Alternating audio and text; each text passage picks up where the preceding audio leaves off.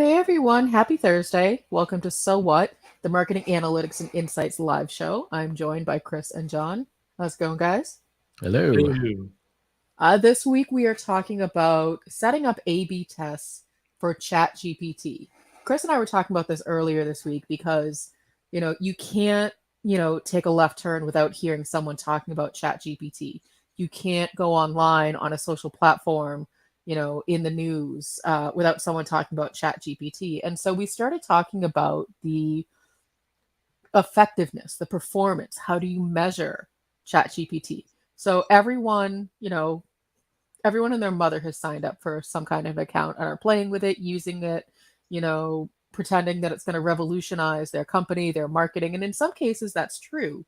But for most of us, we really need to understand how effective ChatGPT is, what it can do for our marketing, but more importantly, how do we measure it? And so, we wanted to do today is set up some A/B testing. Um, and so we'll go into what all of that is, how to set it up. But what we really want to understand is, are what we doing as marketers, is it better or worse than what ChatGPT can do for us? And we're going to start with some very simple examples. So before we get into it, John, are you have you been playing with ChatGPT, or is it something that you've, thought, you know what, I can have this do the podcast for me. I don't even need to show up anymore. No, I haven't. I at least dug into it once, but I have not spent a ton of time in it at all. And so I'm looking forward today to kind of figure out what's going on. And I really want to issue a Chat GPT NFT later this week. So I'm hoping that'll be a big moneymaker for me. That's my. You're fired. That is, I mean, if you're gonna talk about it on Clubhouse, then we're good. Even better. Check out my Google Plus page. We'll be here to go. All right, Chris. So, we've talked a lot about what ChatGPT and what ChatGPT isn't. Can you give a very quick rundown on the basics of, some use cases for ChatGPT and why, setting up an A/B test is a good idea? Sure. So, very briefly, ChatGPT is a web interface to a large language model. A large language model is a piece of software that has been trained on enormous amounts of text. And what it does is it generates or rewrites text based on instructions you give it called prompts. So that's the dime store explanation of it. This is what it looks like. We're using the Plus edition, which is the paid edition. Yesterday, OpenAI just announced that the API is now available for people who want to do development with it.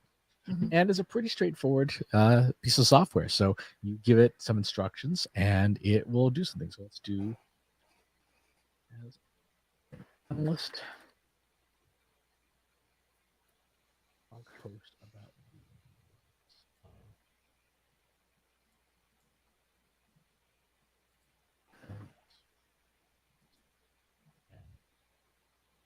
version. And so, Chris, what you're demonstrating is how we've seen the majority of people using ChatGPT, which is to create net new content.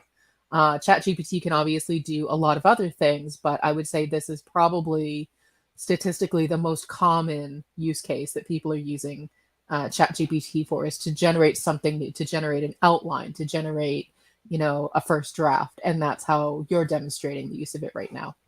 Exactly right. So what we wanted to talk about today was for the process of rewriting content or remixing content, how to judge whether or not ChatGPT does a better job than the content you've already got. So the first place we should probably start is with the 5 Ps. What is the thing we're trying to do? So the purpose for a lot of marketers of content creation is attracting organic search traffic or organic social traffic, but mostly organic search traffic. Mm-hmm. So because that's the case, then the first place we should probably look is within an organic search tool. And the one that everyone has access to for free is Google Search Console. The place to look in here is under search results, go to pages, and you will see the number of pages on your website, the clicks they get, and the impressions they get. Mm-hmm. And what I'm looking for is I'm looking for pages that get decent impressions, which means that Google thinks that the page is relevant, but just doesn't get the clicks. It means that when a human being reads the search listing, they're like, no, that's not what I'm. And if you, the viewer, is interested in learning more about how to use Google Search Console for yourself to see if it's set up on your website, we do have a course. Go to trustinsights.ai/search console. It is a free tool. You just need to make sure that it is connected to your website so that it can collect this kind of data. So, Chris, what you're showing is the Trust Insights website. And so these are the different pages, primarily probably blog posts from our website. And you can see we have our top pages, we have the clicks and the impressions. And so it sounds like what you want to see is the pages that get both a lot of impressions and clicks. Is that correct? Or are you going the reverse order? I'm looking for pages that get good impressions because that means Google thinks the page is relevant, but doesn't get it. It doesn't get the clicks. So there's something wrong with that page that people look at the summary or the synopsis and go, that's not what I was looking for. So here's one. This is a blog post from 4 years ago now called AI and SEO in the post-BERT world, what marketers need to know. Now, this is actually a fairly long page. Let's take a good chunk of this here.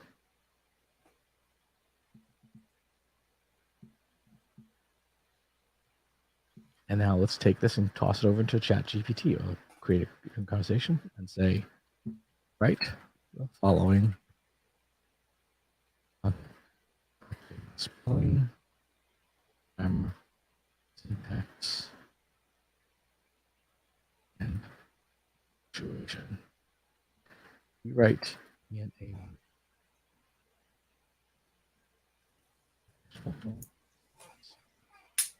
right. And so what you're seeing Chris doing is what we talked about on other shows. It's called prompt engineering. And so Chris is writing it as specifically as possible. And you can check out that episode over on trustinsights.ai/YouTube. The reason Chris is getting so specific is because he doesn't want to have to go through this process multiple times. There may be some refinement needs to be done, but the more specific you can get in giving ChatGPT instructions, the better the results are going to be. And so, the example that we were giving earlier this week was, Chris, if I said to you, bake me a cake, I haven't told you what kind of cake, what shape cake, what flavor, if it needs to be gluten-free, dairy-free, any of that stuff. So you're going to say, okay, let me bake a cake. And so you're going to hand me a cake, and then I'm going to get frustrated because it wasn't a gluten-free, dairy-free, vegan, only beet sugar, chocolate with a unicorn on top. But had I told you those things, you would have done your best to deliver that.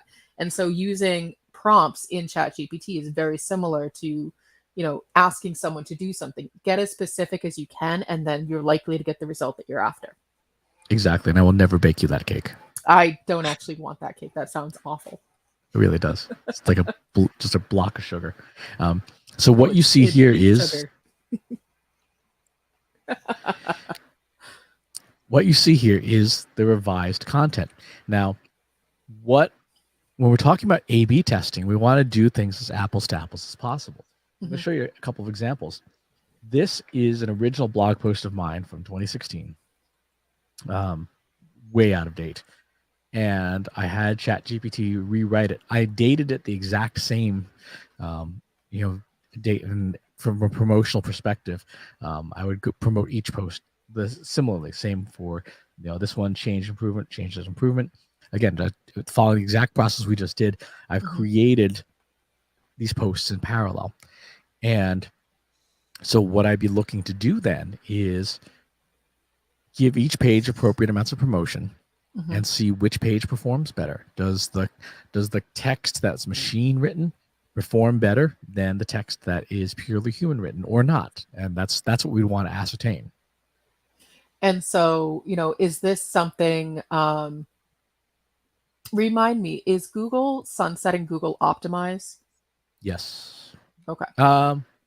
No, it's Google's. Well, Google surveys. Wait, no, actually, they are sunsetting Google Optimize. Yeah, optimize is going away. Yeah. So this is a way to do an A/B test without relying on a tool such as Google Optimize, which a lot of us have been using for years, but Google has decided that it's no longer going to be a standalone piece. I think what's actually happening, and we can double check on this, is they are rolling it into Google Analytics 4 so that you have to use it through that system. So it's no longer something you can use standalone.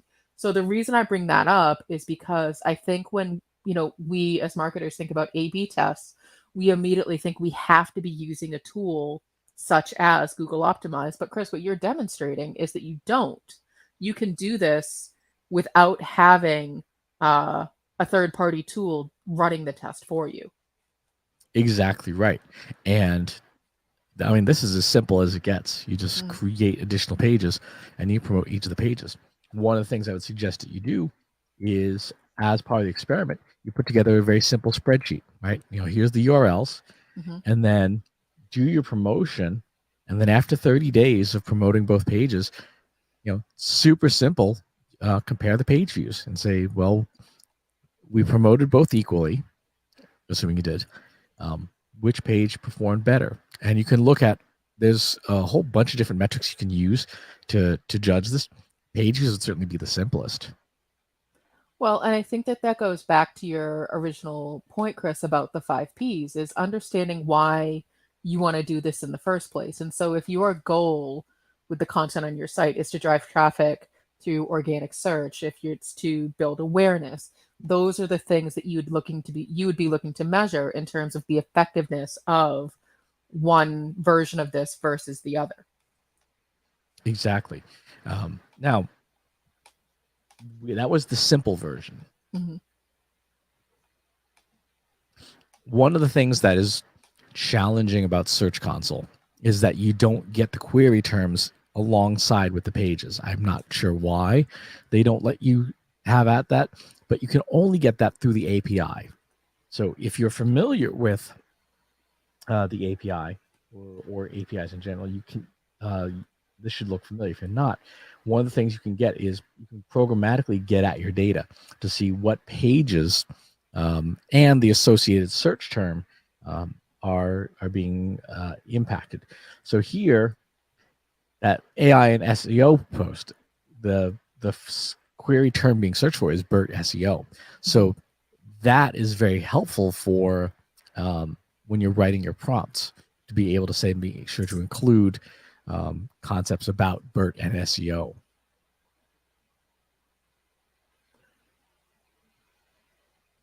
So with the content that you just had ChatGPT rewrite, it would you suggest that we take what was just rewritten by ChatGPT and stand it up against the original post? So don't optimize the original post, but stand it up against and have them running in parallel on our site to see which one performs better?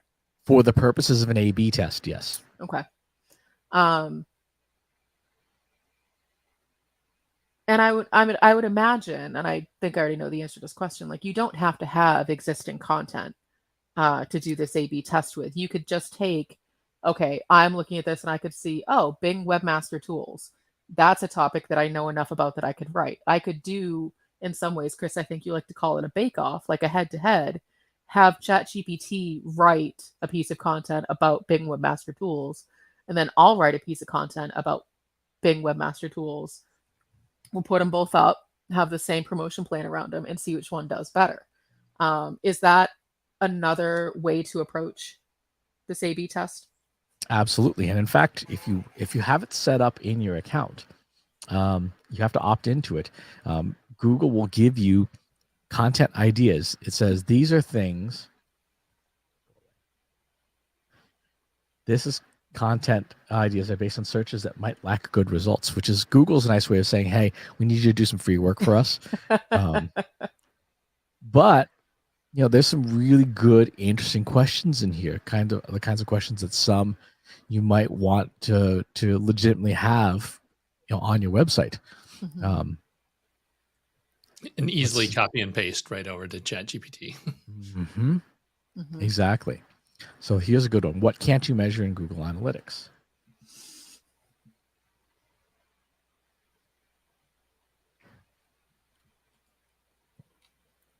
And so, John, so at the start of the show, you were talking about wanting to learn more. Is this giving you some ideas around how, for the Marketing Over Coffee podcast, you could utilize ChatGPT, or even within the business development stuff that you do for Trust Insights? I know you're always sort of mentioning A/B testing subject lines for emails. Would you use ChatGPT to do this? Yeah, because it's so efficient in cranking out copy, right? Because that example you talked about before, where it's like, okay, the two of us do this. We're all kind of used to that thing where you take one piece of copy and you sit there and you bang out a second version of it in 10 minutes or whatever. But to be able to just cut and paste 5 times and have it spit back 5 versions, and then you can pick and choose what you like. And the thing with that is really the additional insight. This is pulling from such a huge corpus of data that you're going to get new sentences or new ideas that you would never have thought of. By generating 10 different angles, you'll be sure to find 2 or 3 things that you hadn't even thought about or considered. And that's really, it's kind of like no charge brainstorming. I mean, it's a great way to just continue to crank out stuff without too much pain. That makes sense. And I'm wondering, I think there's probably 2 different ways that you could approach it in terms of getting that content to A/B test. Chris, in terms of prompt engineering, would you actually ask ChatGPT, write 10 email subject lines that I can do A/B testing with, so that there would ChatGPT know to slightly vary them so that you can start to see what's working, what's not? Yep.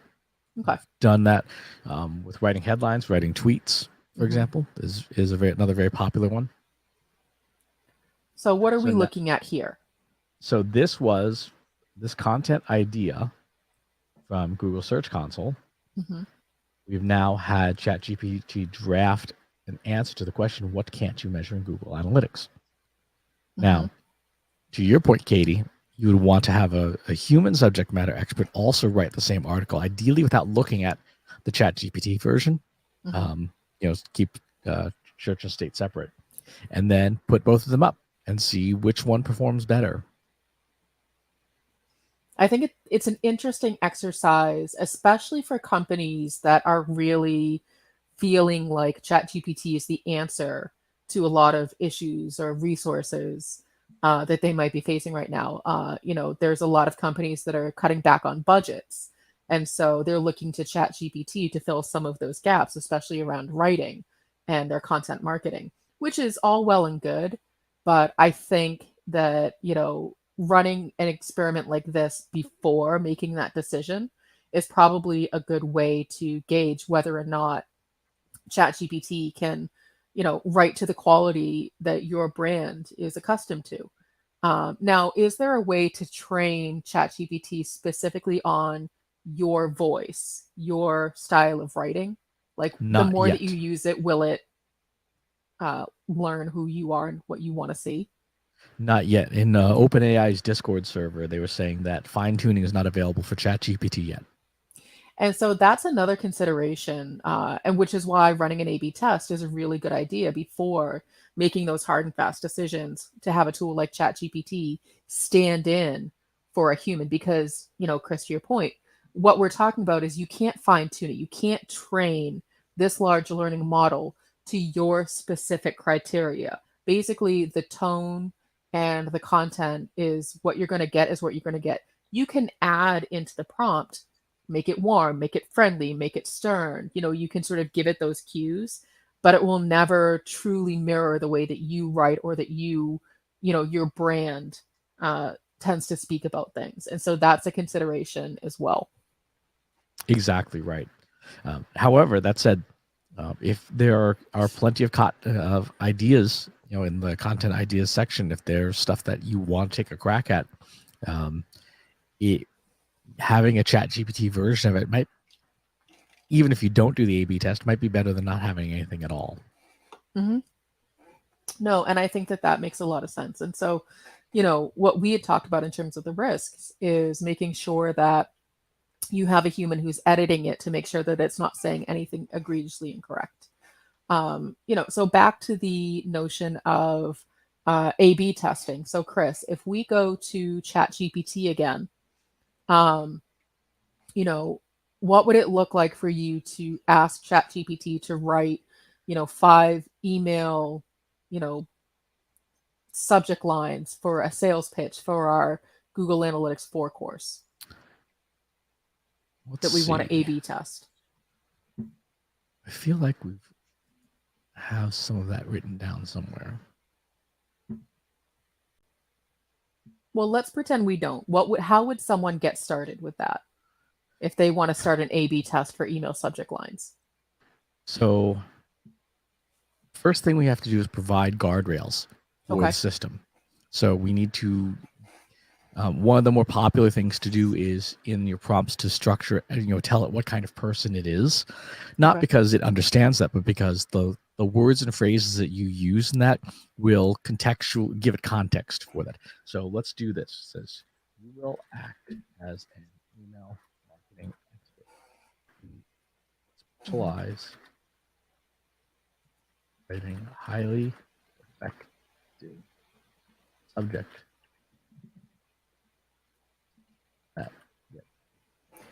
And so one thing to note as Chris is writing this out is he's not naming an individual person. He's giving the characteristics of the person who is writing as ChatGPT. So an email marketing expert writing highly effective subject lines for emails that get opened more than others. That is a very specific type of person.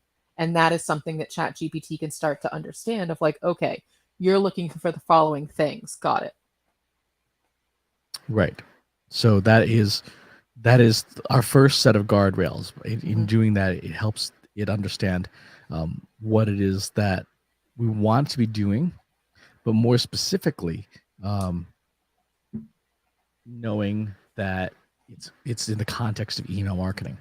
Right. I finally did find my first task. Need to write 10 compelling subject lines. So John, I hope you're taking notes because I'm going to make you start doing this for our emails. No, this is it. I just threw in a random subject line and said generate 5 versions, and it pulls, because the line was first look 7 weeks to showtime, and it gave me countdown to showtime. Get your first look in 7 weeks. Don't miss out. First look in 7 weeks. Get a sneak peek. First look in 7 weeks. So yeah, it just it's a great way to just fire up synonyms. Nice. I like that. And I would imagine, Chris, especially since it's a subject line, you could probably put in the guardrails too of, write this no longer than X number of characters or something like that too. Yes. What I've done is I provided it now all of the relevant facts to help with the construction of those subject lines as well. This is important. You can't just, again, you don't want to leave very much up to chance. You want to have as much as possible in the prompt so that it knows what it is you're talking about. So let's go ahead and put this in the system. Okay.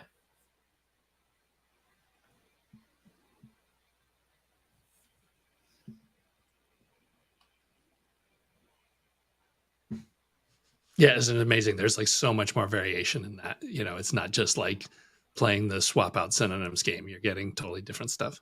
Mm-hmm. Yep. And it's doing that all from the requirements. So if we think about this is nothing more than requirements gathering, right? And then it does the thing based on what we provided it. And so now in terms of an A/B test, if you're running an email marketing, your system likely has some kind of an A/B test function built in. So what you would do is you would have the body of your email and then load up all of these different headlines to then run, set up your test in that system, and then you can start to see, what? The headlines that ChatGPT wrote actually doing pretty well, or I do pretty well on my own and I don't need ChatGPT to be writing headlines for me. So that's where you start to measure the effectiveness of using a tool like this in your marketing. Is it performing better? Is it performing the same? Is it performing worse? If you have a large email campaign, probably not the best time to be running A/B tests. You kind of want things to go well and be predictable. But that all comes down to your level of risk and what you can accept. Is it a time to experiment? That really depends on if you're okay with some of the emails not doing as well. Exactly. So again, to what you're saying, if you want to do another test, let's now switched up to you are going to do some Instagram stuff. Mm-hmm. Yeah, and it does make me feel bad for the times in the past where I've sat there and had to like crank out 15 versions of Google ads, to be able to do variants on copy there. It just makes life so much easier. I mean, it's like the early settlers, John. They had to churn their own butter, and now machines do it for you. I know, this is it. This is the advent of the machines.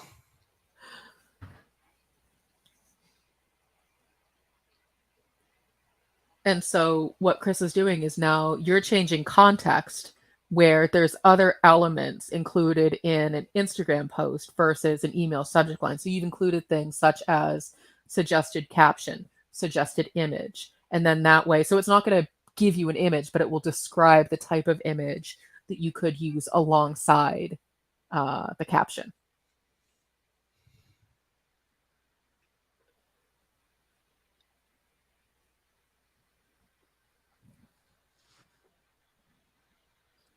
I like that it has all the emoji in it. This is something that you and I will never see eye to eye on, Chris.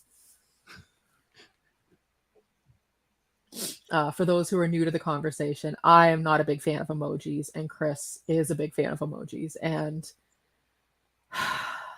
we just have a difference of opinion, and it's a respectful difference of opinion. It is just not my thing. It is going deep on emoji, though. It's not just like a couple smiles and stars. I mean, this is like you've got some Yeah, stuff. it's got all the analytics emoji. So, just like any other system, you can now put these, you can go through these and decide which of these do I want to put up on our company Instagram page to see, does it drive more traffic to our GA4 course, or does not, are people not engaging? And so this is where, as Chris was showing his simple spreadsheet, you'd want to do something similar for any of the other A/B tests that you're running to make sure that you're actually gathering the results, because otherwise, what's the point of doing it in the first place? Because what you want to understand is, can ChatGPT create something that is just as effective, if not more effective, than what a human can create? And so there's going to be a lot of, things that you still want humans to be creating. But for something like an Instagram caption, that might not be a bad idea, especially if you have a lot of social media posts that you want to start to get out there and increase the frequency in which you're posting. Exactly right. Now, if you want to do a more advanced system of measurement, what we've shown with the spreadsheet is good. It's a good place to start. Mm-hmm. There is a technique from biostatistics called survival testing. It's also been called propensity score matching, things like that. And what that does is you designate which are the treatments, aka the ChatGPT made posts or emails or whatever, and then you designate everything else as your control, and it will go through your data, try to do apples to apples comparisons across the data, and eventually come out with an assessment that says here is the change, the lift from the treatment. Now, this is synthetic data. This is not, because we have not obviously run this yet, but this is an example of, in this case, for the treatment factor, the treatment resulted in 117% more conversions, 62% more engaged sessions, 34% more sessions in general, 17% more scrolled users, meaning users scrolled all the way down the page, and a lower bounce rate. So in this case, the treatment that was applied really lifted this set of pages up compared to other kinds of pages on our website. And so this treatment would be considered highly successful.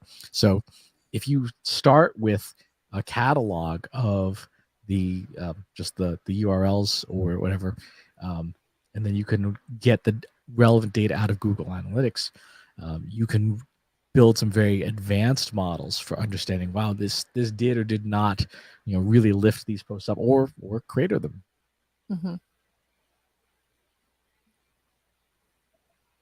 So what do you think, John? Are you going to record an episode of Marketing Over Coffee and then have ChatGPT record an episode of Marketing Over Coffee and see which one performs better? See what it can do. Well, the easy hit for this is transcripts. Hmm. We have a bunch of old transcripts that were automatically generated just to paste them in here and say, hey, proofread these and clean them up. I'm going to A/B test that. We'll see how accurate the thing gets. Because if it can get to 85, 90% accuracy on cleaning up transcript, then that just becomes a new way to do business. I think Yeah, that it's makes a lot actually of really sense. good at that. Hmm. Well, and when we started at the beginning talking about use cases, it's one of the use cases that isn't used as frequently as net new content generation.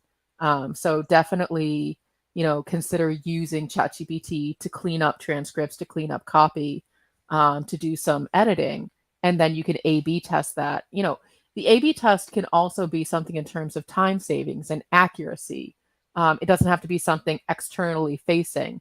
But what you really want to be doing is measuring the success and understanding, is ChatGPT making our lives easier and doing things better and enhancing and supporting, or is it just a shiny object that we're all getting distracted by and it's no better than what our highly trained marketing team is already doing? And so, we will continue to keep, challenging you and expecting you to be testing these things, because unfortunately people make these snap impulse decisions about these new tools, and you really need to put it through its paces before you say, you know what, this replaces my whole content marketing team. That's probably not a great way to be approaching it. Exactly. So this is an example to what John was just saying. Let's fix grammar, spelling, punctuation. Oh, and you've got Pro activated over here, so it's not going to fight back on the size of anything. So this is from this week's In Here Insights, and what it's doing that's very nice is it's fixing a lot of the weirdness that transcripts create. So it's adjusting the punctuation and making it a little bit cleaner. It doesn't dramatically change the text. In fact, the wording is pretty much word for word, but just the weirdness of the way transcripts come out, the automated transcripts. This does a terrific job with them. I think that makes a lot of sense. So any other thoughts on how to be A/B testing ChatGPT? I mean, it's like everything. You want to sit down and figure out what are the 5 P's. Mm-hmm. Right? What do you want? What's the purpose? Who's going to do it? Mm-hmm. What's the process for doing it? We talked a lot about that today with the spreadsheets and things. Mm-hmm. The platform, is it email? Is it social media? Is it text messaging? Is it a blog post? Deciding where you're going to test, and then choosing the good measures for measuring the performance. So like what constitutes good measures? It might not be the analytics we chose today, right? If you were concerned about search, it might be search impressions that is your measure of success. Mm-hmm. But whatever it is, you need to make sure that you're clear about it in order for the software and all of your tests to assess them correctly. Makes sense. John, final thoughts? Yeah, a big thing was when we were talking about A/B up front, that pretty much pigeonholed me. I was thinking about email and maybe some web stuff, but being able to use this across all the ad platforms, especially when you're doing campaigns where you have 5, 10, 15 variations, it's a great way to make your life a whole lot easier instead of having to wordsmith it all yourself. Oh, yeah, for sure. I mean, crank out a couple hundred Google ads. Yeah. And I think that that's the really good takeaway, is that, it doesn't have to be that boxed in traditional thinking of what an A/B test is. There's a lot of different ways that you can be testing the effectiveness of your content across multiple platforms. So hopefully from this episode, you'll get some ideas on how to be testing your own content using ChatGPT, especially if it's something that your company or agency is looking to start utilizing even more. The one other thing I would strongly suggest is if your team has technical skills, you should be using the ChatGPT API.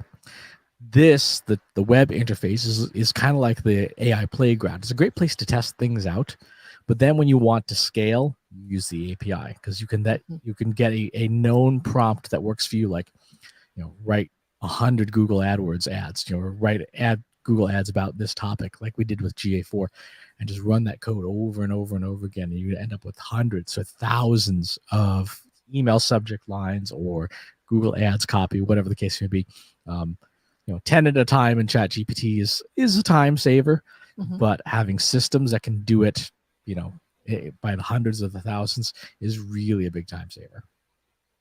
I think that's an excellent pro tip, Chris. Thanks for that. Anything else? I think that's it for this week. We'll see you all next time. Thanks for watching today. Be sure to subscribe to our show wherever you're watching it. For more resources and to learn more, check out the Trust Insights podcast at trustinsights.ai/TI podcast and a weekly email newsletter at trustinsights.ai/newsletter. Got questions about what you saw in today's episode? Join our free Analytics for Marketers Slack group at trustinsights.ai/analytics for marketers. See you next time.